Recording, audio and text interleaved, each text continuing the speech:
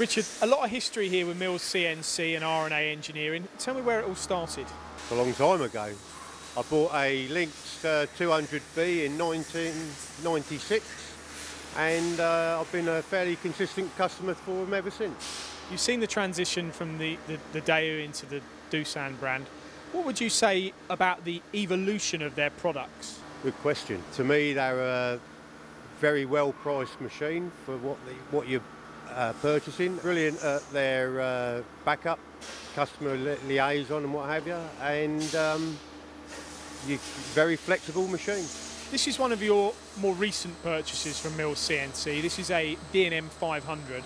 Still a good couple of years ago now, but what's interesting about this is you've got one of their machining sensors with the Heidenhain control. Now, going back many years, Doosan VMCs were sold with predominantly FANUC systems, but the introduction now of the Heidenhain and the Siemens has given them more scope for more customers, and you're one of those on this side. We are basically Heidenhain orientated through previous purchases of other machine tools, and just for uniformity and control of the programs of what we existingly work with, it seemed the right way to go. This is one of the components you're making on the machine. What is it, what sort of material is it, and what's the operations on this VMC? This is a component made from 316 stainless steel. It's previously turned on a Doosan Lynx lathe. It comes over to this machine for finish opping, where we drill and bore through on this face, drill and tap. Obviously this face and this one are turned on the Lynx, and it's basically the metal removal with the machine and its direct drive. How does that cut? Because it's not an easy material to cut, is it? I mean, the machine's very quiet. It's a very quiet machine, as you commented, and it gives great tool life, to be fair, you know. And tool life comes from rigidity of a machine, doesn't it? And obviously the tools are important. It looks like you're getting a good surface finish and you're obviously cutting it to how you want to. Very much so. It's a part we've done previously. This is a batch of 8, and you say if you were knocking out so many of these, you'd be also knocking out your tools if the machine wasn't up to it. You've got a 4th axis on here as well. That gives you a bit more flexibility. Yeah, we can get round certain sides on a different part. We do use it very recently, or frequently I should say, and it's a great addition to the machine.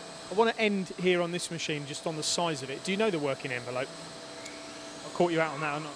It's about 600 in the Y, just over the metre on the X, and probably about 600 in, if not 700 in the Z. So having that 4th axis means you've still got plenty of space outside of the unit as well. Well, I've gone for that because we do use a lot of just ordinary 3-axis machining. We fixture things up, so you know, knocking things out in batch quantities. Okay, I want to look at where your Mills CNC journey started at the turning side, so let's go to the lathes. So here we have all your turning capability from Doosan. You've got how many machines here? 1, 2, 3, 4, 5, 6? 6 machines from Doosan. And looking at the capabilities of the machines, what's the axes level? Do you have sub-spindles? Do you have mill drill? They've all got driven tooling, C-axis. I haven't got Y-axis at the moment. It's something to work towards. Some of our work does lend itself that way, but of course, that's future investment. So you've got one sub-spindle machine out of all the Doosans? That's correct, yeah. And when you go looking at the future, do you think you would opt for more machines with a sub-spindle? Sub-spindle and Y-axis. That's the way to go forward.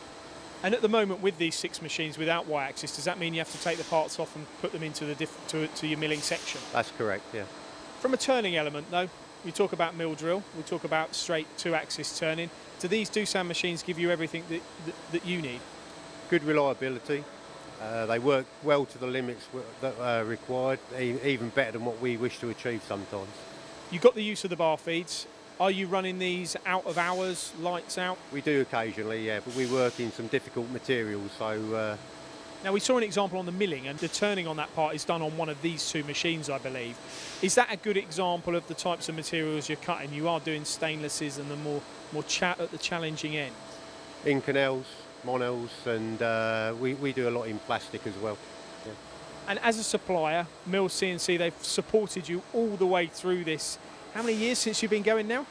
On my own, If you want to tell us. on my own since 1985.